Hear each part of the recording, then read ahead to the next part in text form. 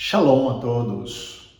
Em nossas meditações sobre a volta de Cristo, temos visto já as promessas do Senhor e também aquilo que a Bíblia nos fala sobre o grande e terrível dia do Senhor. Sabemos que nele está incluído um dos eventos mais importantes e desejados por qualquer cristão, qualquer pessoa que crê de fato em Jesus, que é o arrebatamento. É quando nós seremos tirados repentinamente para estarmos para sempre com o Senhor. E nada será melhor nem maior do que isso, o estar para sempre com Jesus. Hoje nós vamos dar continuidade às nossas meditações e eu quero falar sobre um personagem que é fundamental nessa história toda, que vai aparecer, estará em evidência e ele vai de fato tomar parte nesse final da história, que é o Anticristo.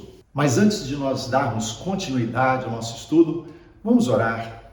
Pai, nós queremos pedir a Tua graça sobre nós, que a Tua bondade nos alcance durante esse estudo, nos capacitando a compreender as verdades da Tua palavra. Eu peço que o Senhor nos abençoe em nome de Jesus. Amém. Muito bem, quando a gente pensa em Anticristo, fica para muitas pessoas uma imagem muito nebulosa, o que seria isso, né? Esse grande líder mundial, enfim. Para que a gente possa compreender a dinâmica da revelação do Anticristo no mundo, é necessário que nós tenhamos também em mente como tudo começou, onde está a origem de tudo. Se o Anticristo é uma personificação de Satanás, um líder mundial controlado diretamente por Satanás, não a encarnação, porque Satanás não pode promover isso, a encarnação, nascer numa vida, mas ele pode controlar uma vida de forma plena se essa vida o permite. Bom, então por que Satanás está preparando isso tudo, conduzindo o mundo para esse governo? O que há por trás disso aí? Antes de tudo, a gente tem que levar em consideração que Satanás não foi sempre Satanás. A palavra Satanás quer dizer adversário. Satanás, ele foi, na verdade, um querubim, um ser angelical, vamos dizer assim, que Deus criou antes da criação do homem. Já tinham sido criados por Deus e estavam diante da presença de Deus, num ambiente de glória, de manifestação do trono de Deus. Bom, esse querubim, lá em Ezequiel, capítulo 28, do verso 12 até o verso 19, esse querubim é demonstrado ali como alguém que se levanta contra o governo de Deus. Então ele era um querubim da guarda, ele é chamado ali responsável pelo transporte. A Bíblia não diz exatamente que transporte, mas nós entendemos que pela sua função, o papel dele era de transportar a adoração da criação. Ele levava diante do trono de Deus. Ele também tinha o selo da perfeição, ou era o selo da perfeição, cheio de sabedoria, cheio de formosura. Ele passeava no Éden, o jardim de Deus, e esse não é aquele Éden onde Deus colocou o homem e a mulher para governar a terra. É uma outra dimensão de criação de Deus, em que também é chamado de Éden como jardim de Deus. As vestes desse querubim eram vestes de pedras preciosas, os seus ornamentos eram de instrumentos musicais. Isso quer dizer que a função dele era de adoração. Ele foi criado para a adoração e para transportar a adoração. Por isso ele tinha acesso no Monte Santo de Deus, ou seja, no ambiente da glória de Deus, diretamente ao trono de Deus. Então, esse querubim, o texto lá de Ezequiel 28 nos diz que ele se encheu de violência. E ao se encher de violência, ele começou a cobiçar aquilo que não lhe pertencia.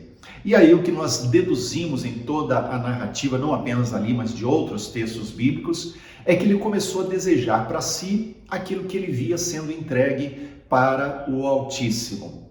E quando ele encheu o seu coração de perversidade, ou seja, de cobiça em relação à glória de Deus, querendo a glória de Deus para ele, Deus trouxe juízo sobre ele. E ele foi então consumido, não destruído, e lançado sobre a terra.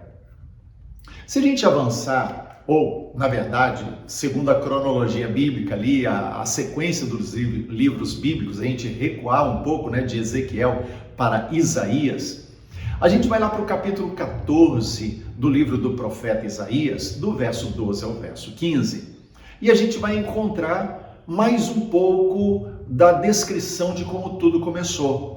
Porque diz ali que esse querubim, esse mesmo de Ezequiel 28, ele é chamado de filho da manhã.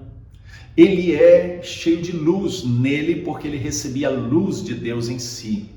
Mas, como ele desejou colocar o seu trono acima das mais altas nuvens, e aí quando está falando das altas nuvens, não são essas nuvens que nós vemos em dia chuvoso, dia nublado, né? Mas está falando de altura, acima dos demais seres que Deus criou. Ele quis colocar o seu trono lá em cima e ser semelhante ao Altíssimo.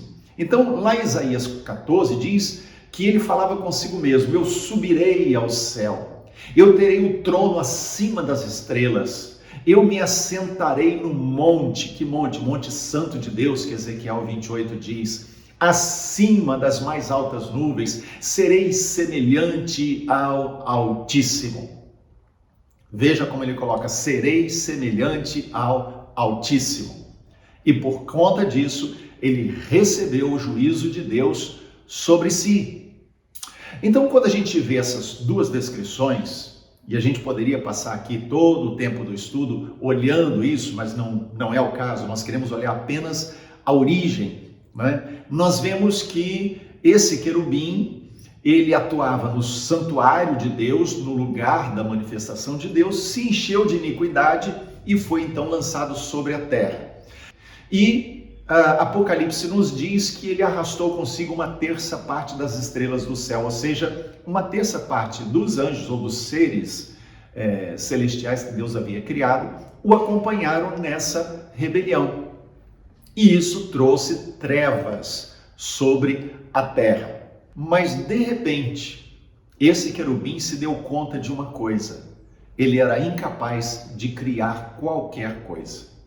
Ele queria ser semelhante ao Altíssimo, mas ele não tinha poder criativo, ele não podia trazer à existência o que nunca existiu. Então isso trouxe uma fermentação de ódio, rancor e vingança no coração desse querubim, de tal forma que ele depois quis jogar todo esse ódio, tudo isso contra a criação de Deus. E foi aí que o homem foi alcançado. Agora imagina, ele recebe o juízo de Deus, é lançado sobre a terra, e quando ele é lançado sobre a terra, ele vai contemplar o poder criativo de Deus de uma forma extraordinária.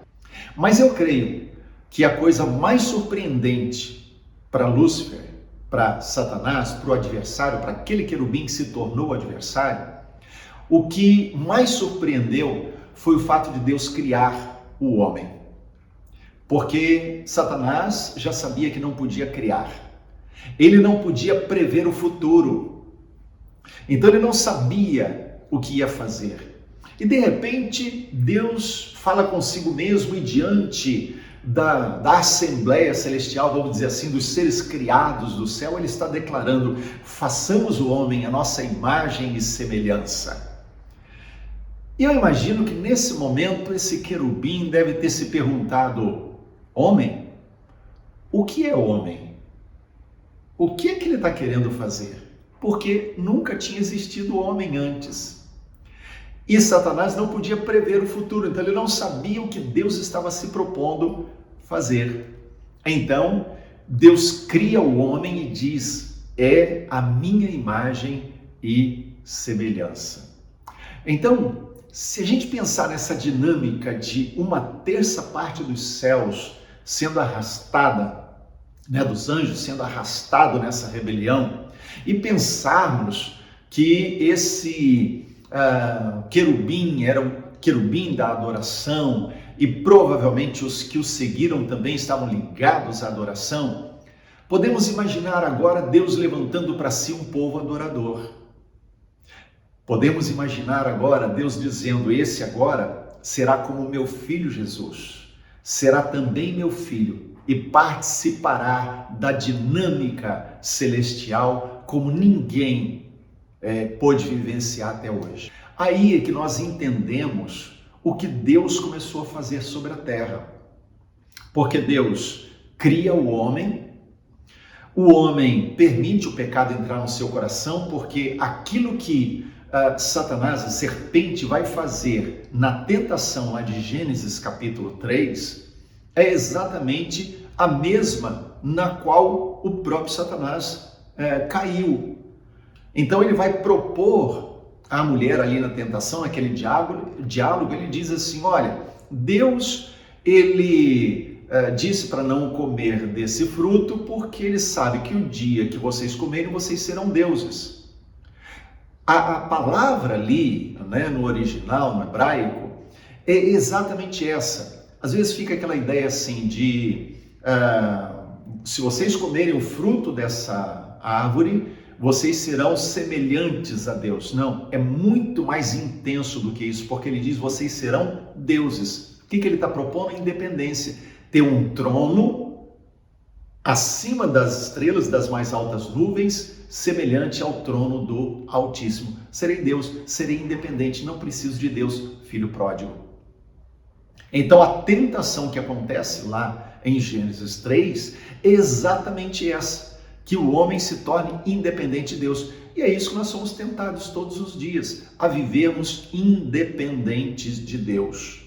Bom, aí a gente pensando nisso, a gente olha para Efésios capítulo 3, os versos 9 até o 12, diz que Deus quer demonstrar a todos qual seja a dispensação do mistério. Veja, mistério, porque só estava no coração de Deus.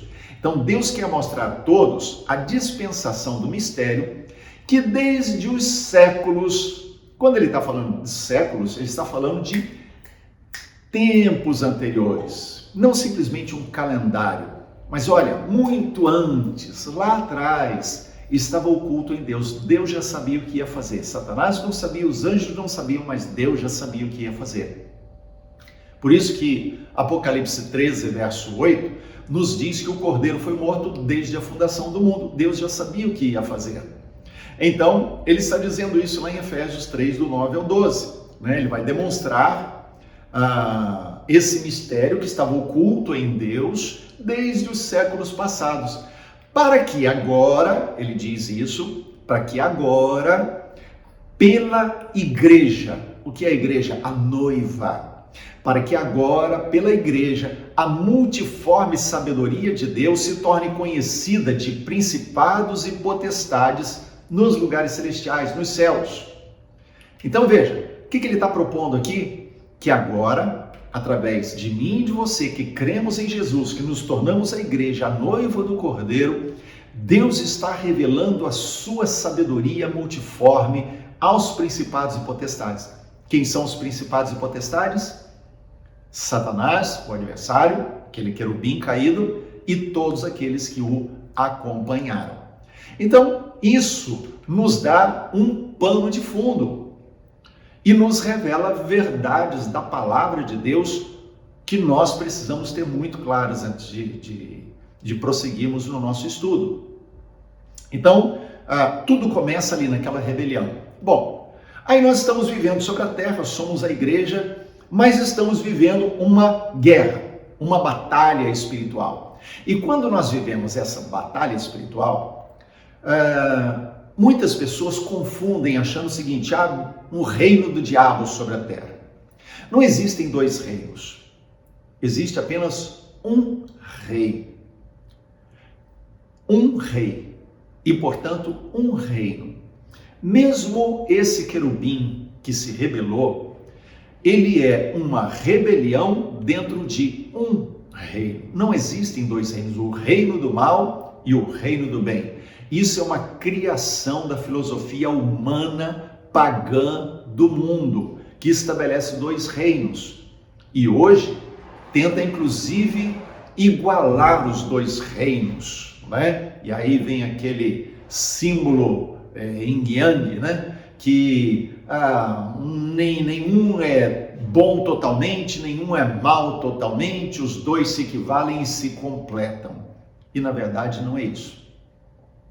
Existe apenas um reino, e mesmo Satanás, na sua rebelião, significa apenas uma pequena rebelião dentro desse reino, mas Deus tem o controle sobre tudo. Por isso, para Satanás tocar na vida de Jó, teve que ter autorização de Deus. Quando Satanás chegou diante de Deus para acusar o sumo sacerdote Josué, lá em Zacarias capítulo 3, o que o anjo que estava ali disse: o Senhor te repreenda, ou seja, Deus tem autoridade sobre Satanás. Satanás não é independente, só que ele não reconhece isso. Então, Satanás elaborou um plano para usurpar o lugar de Deus. Aquilo que ele queria lá no céu, ele agora quer estabelecer aqui na terra, porque ele foi lançado sobre a terra. Então ele quer estabelecer isso sobre a terra. Como? Num governo sobre a criação de Deus, a coroa da criação de Deus. Em 6 dias, Deus criou todo o universo, as criaturas, a natureza. Deus criou tudo que existe. E no finalzinho do 6º dia, Deus criou o homem e a mulher. Então, agora Satanás vem e decide dominar o homem, a mulher e essa criação.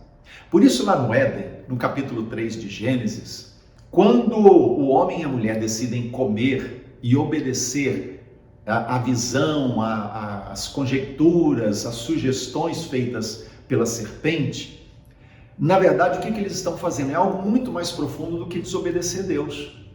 Naquele momento, eles estão entregando a autoridade da criação que Deus havia dado ao homem, está entregando para Satanás. É por isso que lá na frente, lá em Lucas capítulo 4, quando Jesus está no deserto sendo tentado por Satanás, Satanás diz: olha, se você se prostrar e me adorar, eu vou te dar todos esses reinos do mundo, porque eles me foram dados. Foram dados por quem? Pelo homem, quando o homem, ao invés de se submeter à autoridade de Deus, se submeteu à autoridade da serpente. Então, todo o projeto de Satanás tem sido de domínio e controle sobre toda a criação de Deus.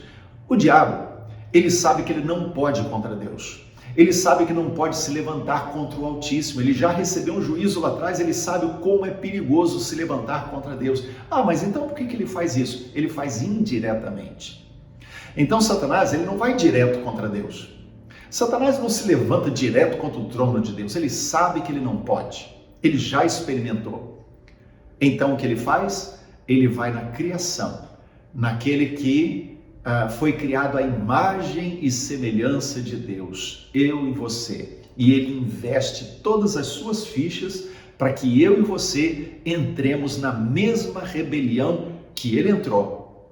E Deus seja frustrado no seu intento de ter um povo adorador. Por isso, a adoração na igreja é tão atacada. Por isso que Satanás investe tanto contra essa área da adoração. Por quê? Porque ele sabe que Deus está gerando para si um povo assim.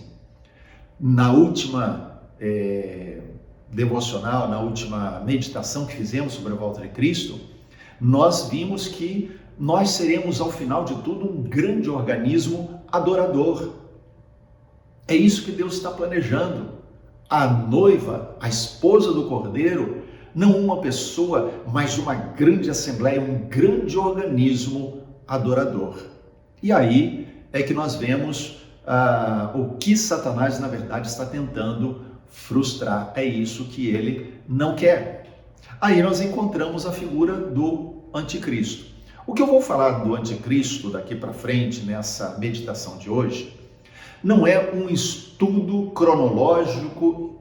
A questão da cronologia e sequência dos fatos nós vamos fazer lá nas últimas meditações dessa série.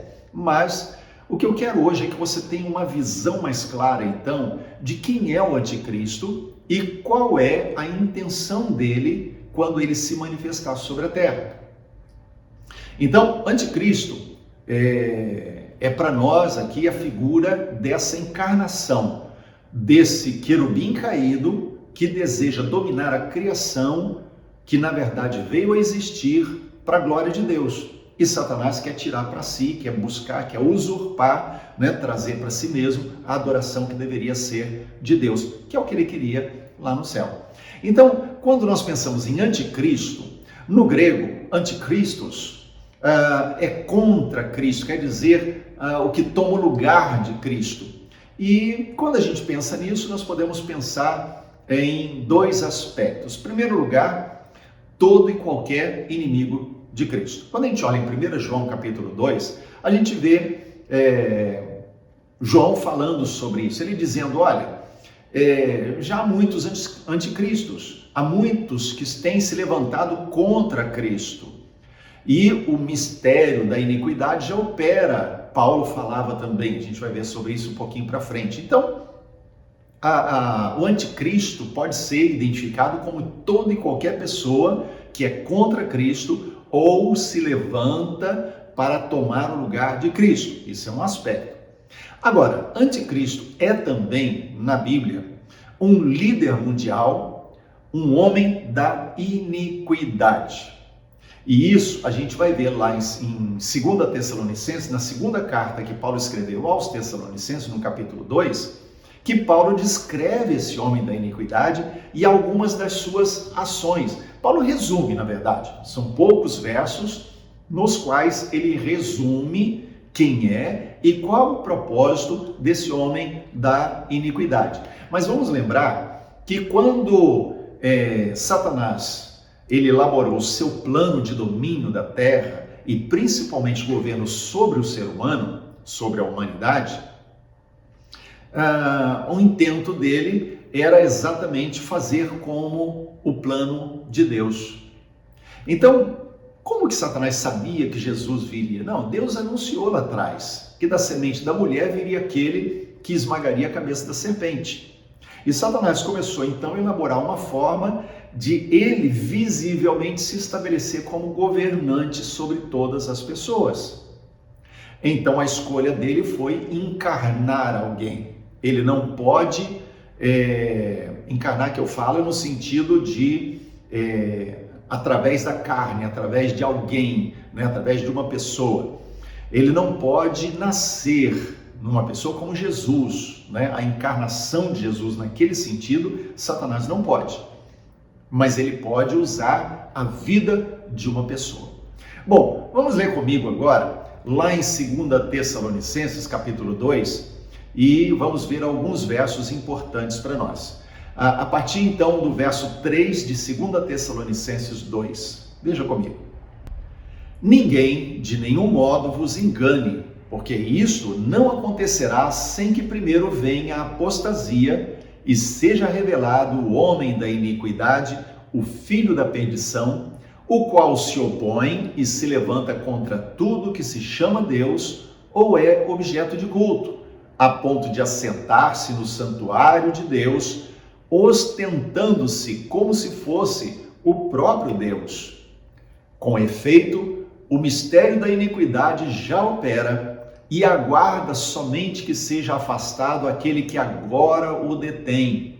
Então será de fato revelado o iníquo, a quem o Senhor Jesus matará com o sopro da sua boca e o destruirá pela manifestação da sua vinda.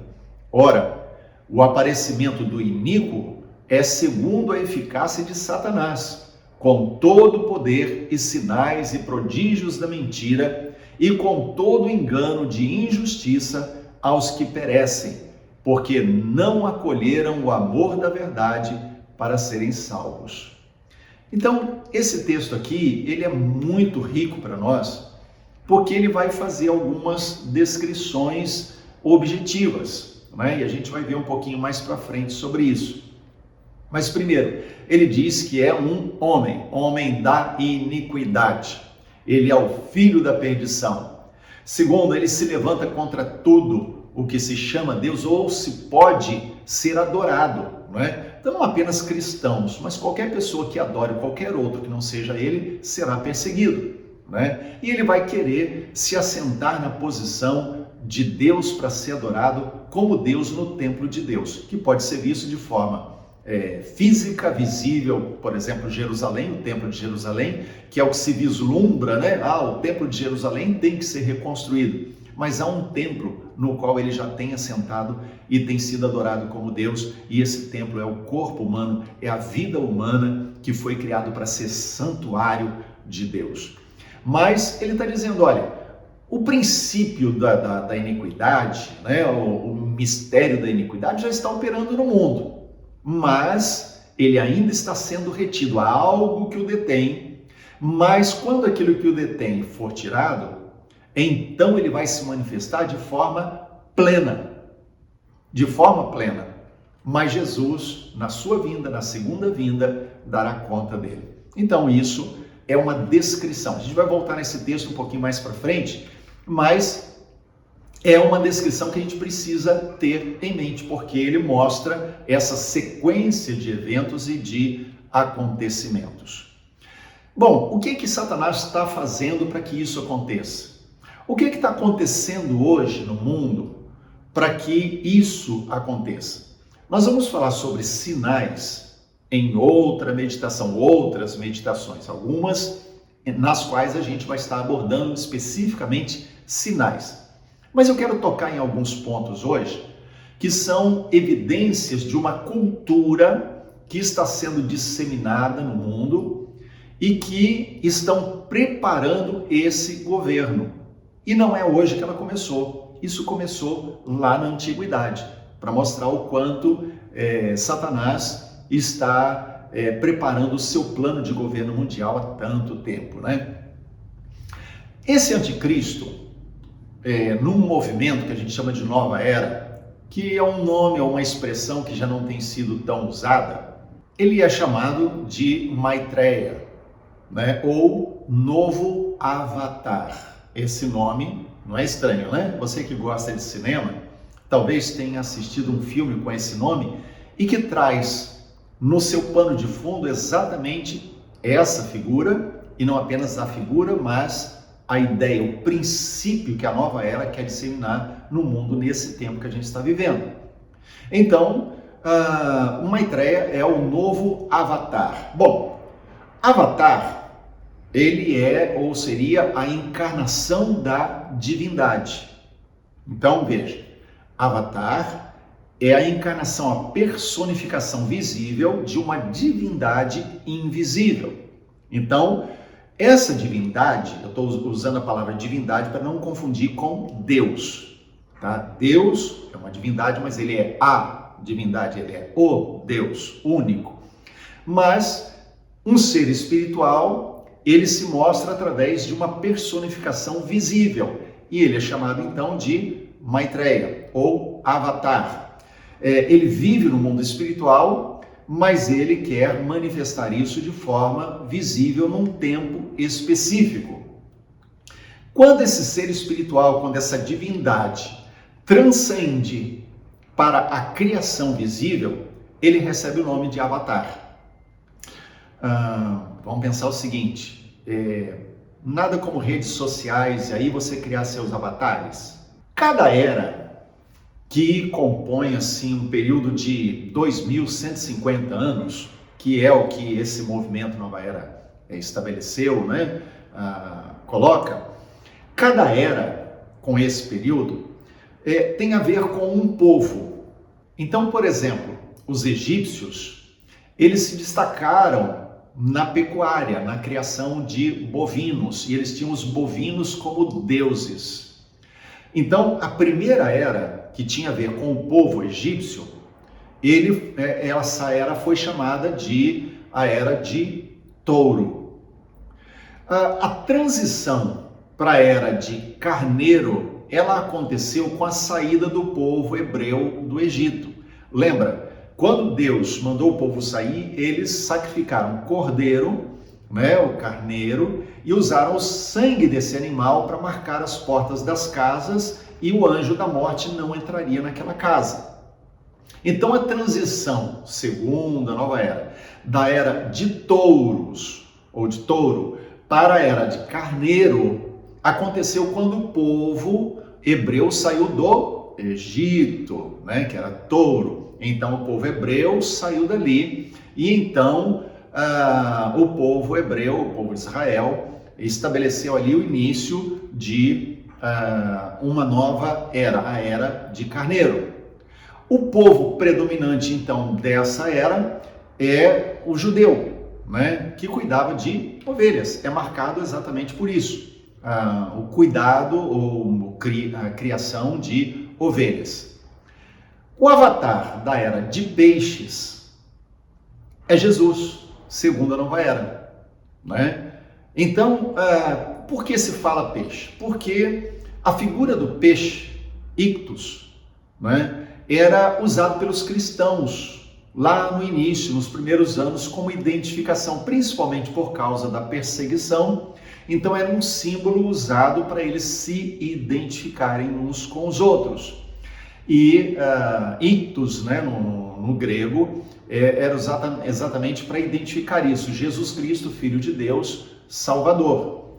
Então, em tese, a era de Aquários, ela começaria apenas em 2146.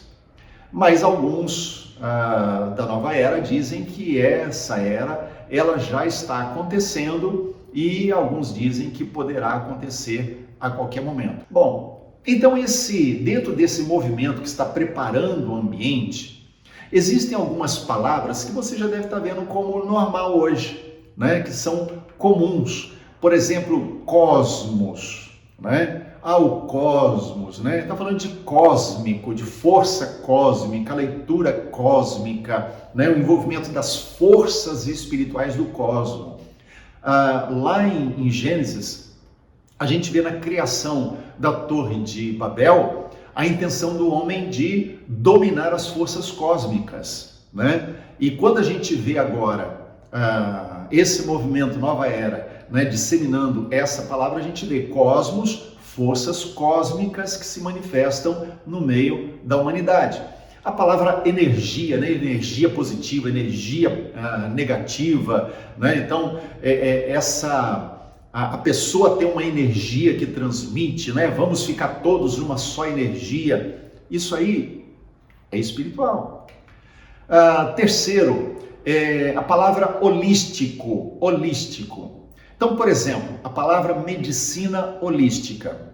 Medicina holística, por exemplo, ela busca o equilíbrio entre o físico, o mental e o espiritual. A medicina holística, ela se propõe, se você buscar na internet, você vai encontrar os montes de informações sobre isso. Ela procura atuar de uma forma global na pessoa, não apenas para atacar os sintomas que ela tem, mas aquilo que está por trás. Então ela junta o físico, o emocional, o mental e o espiritual. Aí a gente vê algumas técnicas, algumas práticas, né, dentro dessa medicina holística que a gente vê, que é o reiki, aromaterapia, homeopatia, florais e muitos outros. Outra palavra, outra expressão que a gente ouve muito, né, já se tornou mais comum, são seres cósmicos. O que são os seres cósmicos? São seres evoluídos, reencarnados e que agora são mestres do universo. Vou repetir. Os seres cósmicos, que é uma palavra mais técnica, eles na verdade falam a respeito de seres evoluídos que estão se manifestando de forma de carne para serem mestres do universo. Aí você de repente vê alguns filmes, algumas séries, algumas trilogias, sequências de filmes de cinema que nos trazem algo sobre isso. No passado, há um tempo atrás, começou com He-Man, os mestres do universo, né? Hoje a gente vê os super-heróis, né, os filmes da Marvel. Ah, mas é apenas uma fantasia, né, uma criação artística do cinema. Mas Pantera Negra, por exemplo, é invocação de mortos, dos antepassados. É um dos cultos pagãos mais antigos que existe. Então, o que está fazendo? Através de filmes, trazendo princípios espirituais das trevas que vão abrir a mente e o coração das pessoas para um governo das trevas sem questionar. Então a gente vê Aquaman, que tem a ver com o governo das águas, vê Batman, que é ligado a vampiro, né? Drácula ligado a morcego, né? Então, que é um ente espiritual das trevas. Então são os seres cósmicos. E a disseminação desses filmes, na verdade, são uma preparação da mente humana para aceitar pacificamente uma cultura de governo do anticristo. Uma outra expressão que também é mais técnica, mais aparece na nova era, que é Shambhala, que é o reino de governo de Lúcifer, onde ele habita. E Maitreya, que é o Cristo da nova era. Como eu falei, não o Cristo verdadeiro que eu e você conhecemos, mas o anticristo. A outra expressão que a gente encontra é o avatar de síntese. É uma entidade espiritual que leva o homem a adorar o anticristo. A gente encontra também uma expressão que é muito comum, a gente vê muito na televisão, né? Família global, o globalismo, né? É a transformação das sociedades em uma única família. E quando você vê essa expressão globalismo ligado muito à esquerda, ao socialismo, o globalismo nada mais quer do que preparar o ambiente do mundo para um governo único. Muitos dos que estão envolvidos na esquerda, no socialismo, não têm ideia disso. Mas nós que conhecemos a palavra de Deus sabemos que, na verdade, o globalismo é a preparação, é o ambiente sendo preparado no mundo para um governo central. Uma outra expressão que aparece também é Mãe Terra. Já ouviu isso? Mãe Terra. A terra como deusa, a terra como se fosse uma entidade autônoma, a terra como se fosse alguém com alma, com espírito. E também a ideia de energia cósmica que nós falamos logo no início, né? Que são seres do cosmos irradiando energia ao ser humano. Seres do cosmos irradiando energia para o ser humano. E quando você se expõe a esses mestres do universo, você está se expondo a essa energia que os seres cósmicos estão irradiando. Se a gente for lá para Apocalipse capítulo 13, eu quero convidar você a ler comigo do verso 1 ao verso 8 agora.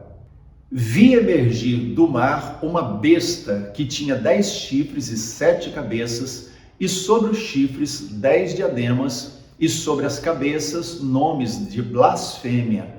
A besta que vi semelhante ao leopardo, com os pés como urso e a boca como leão, e deu-lhe o dragão o seu poder, o seu trono e grande autoridade. Então vi uma das suas cabeças como que golpeada de morte, mas essa ferida mortal foi curada, e toda a terra se maravilhou, seguindo a besta. E adoraram o dragão, porque deu a sua autoridade à besta. Também adoraram a besta, dizendo: quem é semelhante à besta? Quem pode pelejar contra ela? Foi-lhe dada uma boca que proferia arrogâncias e blasfêmias e autoridade para agir 42 meses. E abriu boca em blasfêmias contra Deus, para lhe difamar o nome e difamar o tabernáculo, a saber, os que habitam no céu. Foi-lhe dado também que pelejasse contra os santos e os vencesse. Deu-se-lhe ainda autoridade sobre cada tribo, povo, língua e nação, e adorá-la-ão todos os que habitam sobre a terra, aqueles cujos nomes não foram escritos no livro da vida do Cordeiro, que foi morto desde a fundação do mundo. Então veja só, está falando aqui que quando esse anticristo, esse Maitreya, essa encarnação da divindade se manifestar visivelmente no mundo, ele terá um auxiliar. Vamos falar um pouco mais do segundo auxiliar daqui a pouco. Mas terá um auxiliar que se chama besta, né? E aqui diz que ela vai receber autoridade, o trono desse anticristo, e por causa do que ela vai fazer, o anticristo será adorado. E quem é que vai adorar o anticristo? Aqueles cujos nomes não estão escritos no livro da vida.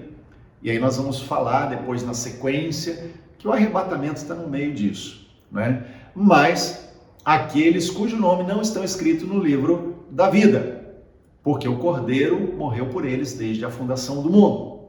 Bom, agora a gente vai seguir, vamos ler um outro texto também um pouquinho longo, mas eu convido você a prestar bastante atenção nessa leitura, porque ela fala do segundo auxiliar desse anticristo. Apocalipse 13, do verso 11 até o verso 18. Então, leia comigo. Vi ainda outra besta emergir da terra. Possuía 2 chifres, parecendo cordeiro, mas falava como dragão. Exerce toda a autoridade da primeira besta na sua presença. Faz com que a terra e os seus habitantes adorem a primeira besta, cuja ferida mortal foi curada.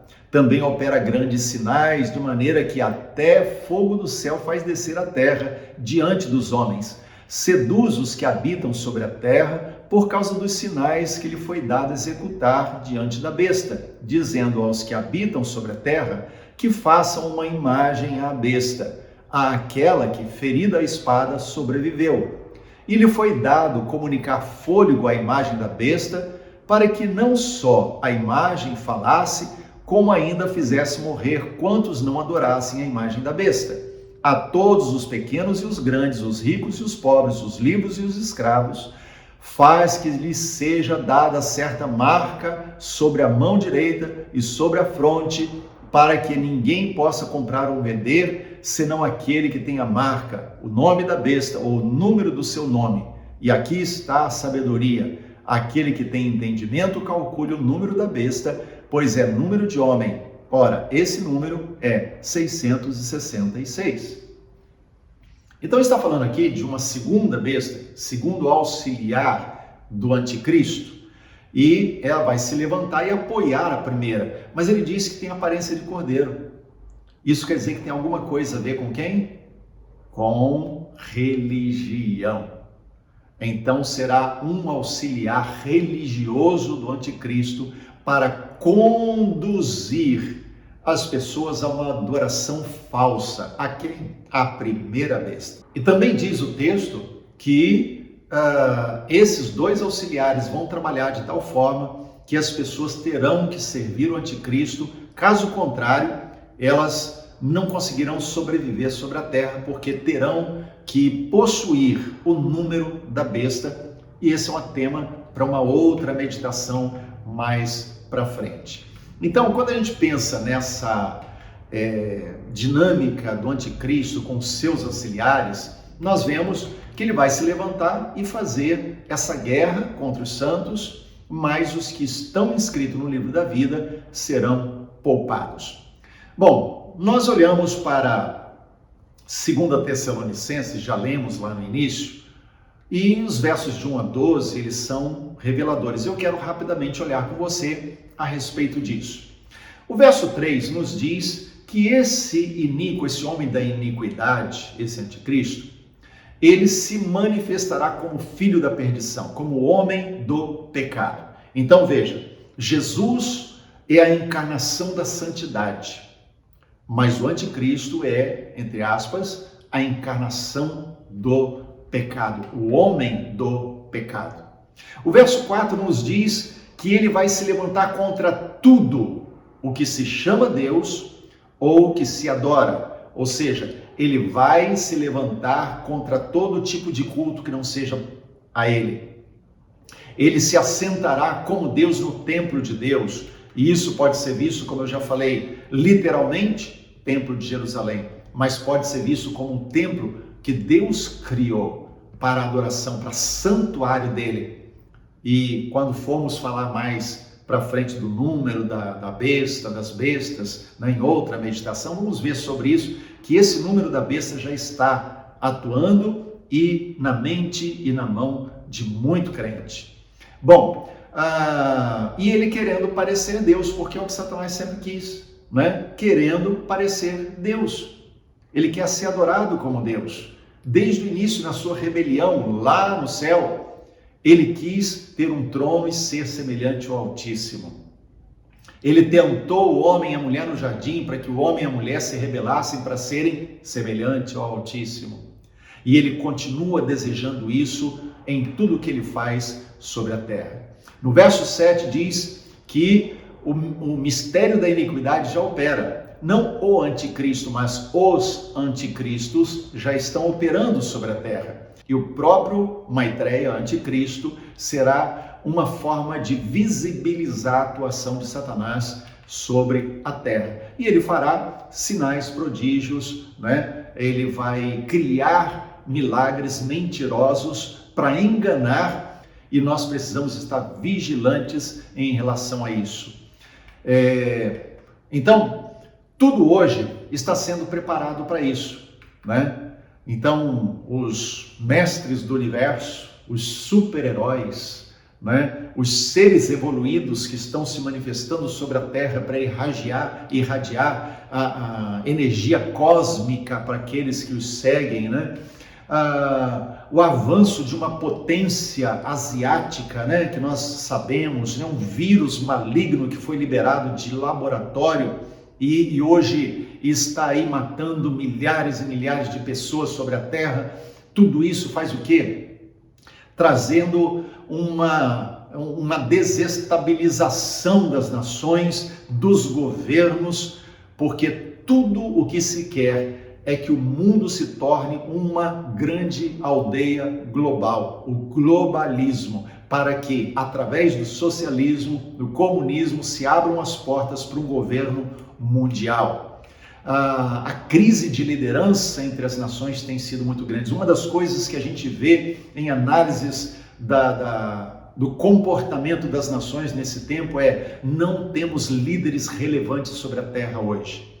Não temos líderes que fazem diferença, como líderes grandes do passado que lideraram grandes momentos da história, né? Nós temos líderes, mas naquele sentido apenas de serem líderes que personificam uma posição que comanda uma nação ou mais em momentos cruciais da história. Não temos hoje, é isso que estão se vendo. Vemos a crise econômica batendo e abalando as nações, o enfraquecimento dos Estados Unidos. Quando formos falar de Israel, vamos voltar a falar um pouquinho dos Estados Unidos e o momento que os Estados Unidos estão vivendo agora. E Israel, portanto, ficando vulnerável e sob ataque geral, né? Quando você olha postagens socialistas, comunistas, antisionistas, né? Que são contra a volta de Israel para sua terra, que Deus havia dado, dizendo que aquilo lá é Palestina. Aliás, uma grande rede social, né, já está mudando algumas expressões. Quando aponta o mapa daquela região, não chama mais de Israel, chama de Palestina, né? Mas na verdade Palestina nunca existiu. Aquela terra é a terra de Abraão, que Deus deu por herança a eles, e nem antes de Abraão não havia palestinos naquela região. Então Israel está se tornando vulnerável. Estados Unidos indo mais para a esquerda, estão deixando de ser fiéis aliados de Israel. O Hamas e outras organizações terroristas indo contra Israel, e tudo isso mostrando que o momento do fim está chegando, porque uma das coisas que Satanás quer desde o início é destruir o filho Israel. Como assim? Porque Deus chama Israel meu filho, né? Então, Satanás quer destruir Israel, e já tentou isso de diversas formas. O Holocausto foi a última delas. E ele vai tentar outra vez aniquilar Israel, porque isso será uma vitória contra a promessa de Deus. Bom, então tudo isso que nós vimos hoje nessa meditação que é longa, né? Ela nos mostra o quê? O mundo está sendo preparado e um grande líder está chegando. E você precisa estar preparado para isso. Primeiro, porque o seu nome precisa estar rolado no livro da vida. Quem não estiver com o nome arrolado no livro da vida não terá escapatória, vai ter que adorar a besta. Mas alguns serão guardados, poupados, vamos dizer assim, porque há algo maior que nos espera. Vamos ver isso mais para frente também. Mas você precisa se preparar num compromisso fiel a Deus. Não tenha medo do que está por vir. Não tenha medo. Se somos do Senhor, o que nos aguarda é incomparavelmente melhor do que tudo que podemos ter ou experimentar nesse mundo. O anticristo tem que se manifestar? Tem. Então que venha, que se manifeste. Mas a Bíblia nos diz, e nós já vimos, o Senhor o destruirá com o sopro da sua boca.